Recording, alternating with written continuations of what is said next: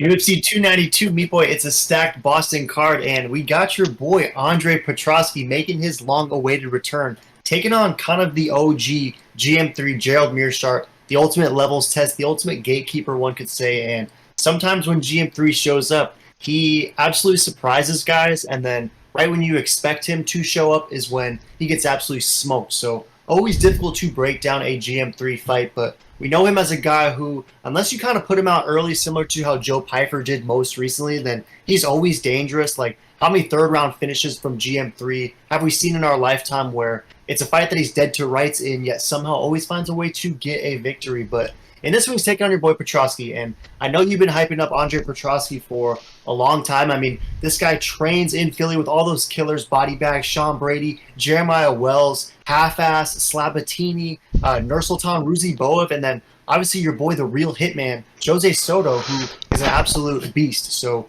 he's training with all killers out there. I know you believe that he too is a killer and perhaps a, maybe not future champ of middleweight, but a guy who can get pretty close. So in this levels test, Meat Boy, are you buying the Petroski hype? Do you think at minus 245 there's some value there, or is GM3, as a sneaky dog like he sometimes does, gonna simply sleep your boy? Who are you taking?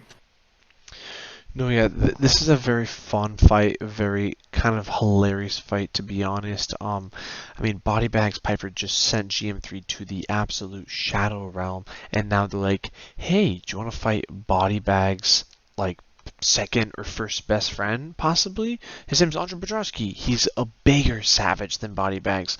GM3 goes, sure. Like the dunce he is. So truly unfortunate for that kind of mistake, but I think Andre Petroski is going to ragdoll on the feet, on the ground. Doesn't even matter that there's, you know, an arm disadvantage. Petroski is just going to be so freaking yoked and just like throwing the biggest bombs. It's going to be crazy.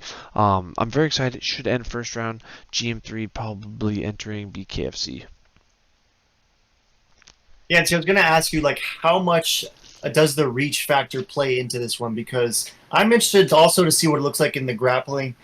Is GM3 really going to get ragdolled? I mean, the guy's defensive grappling has always been pretty stout, and we know him sort of as like a Paul Craig type guy with YOLO submission seemingly out of nowhere. So I think that's interesting down there, even if that's where Petroski pushes it. But specifically on the feet, is the reach going to factor into it all? Because I feel like the guy that we saw, the GM3 that we got against Blindado, when he was absolutely piecing him apart for essentially 15 minutes before getting that third round submission, that guy had some pretty nice stand-up. His jab was working, and he was using the reach in that one to his advantage. And then that fight against Mahmoud Muradov, where Muradov was a dude basically undefeated, coming in with a lot of hype, and GM3 kind of put a quick stop to that one as well. So are you really not concerned about the reach at all? And could we potentially see the Meerschaert that upset against Blindado or upset against Muradov?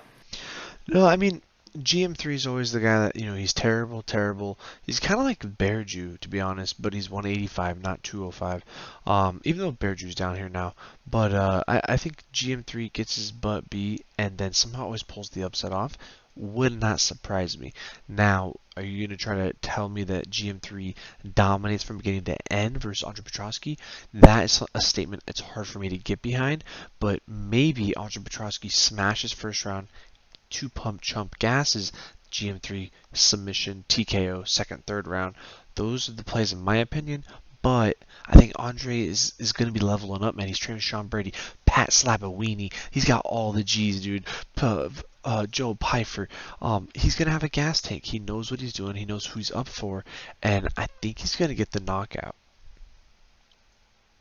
Yeah, there could be some interesting beef for that Petroski KO too, because we were talking earlier. I mean, you're likely going to be getting juicier beef for the KO when compared to that submission. So if you think that he's due for a finish over GM3, then that could be worth inspection for sure. But in this one, Meat Boy, I've been going back and forth. Your points are very well taken for as far as how Petroski could get this done.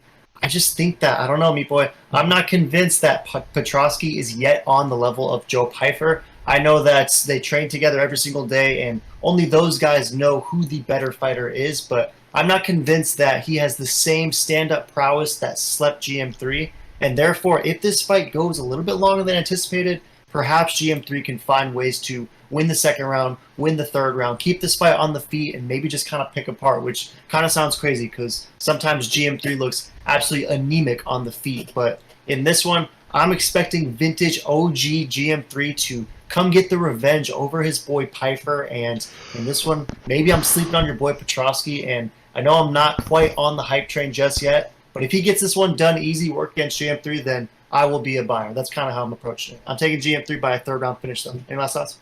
No, I think that is the play if GM3 does win. It's going to be later in the fight, maybe even a decision, but I think he'll get a finish if he does win. I think Andre can win a decision. I think he wins a finish KO, TKO, submission, but I think GM3 only wins submission later in the fight. This is going to be a fun one. Throw in the comments who you taking, why, Spartan Petroski or GM3.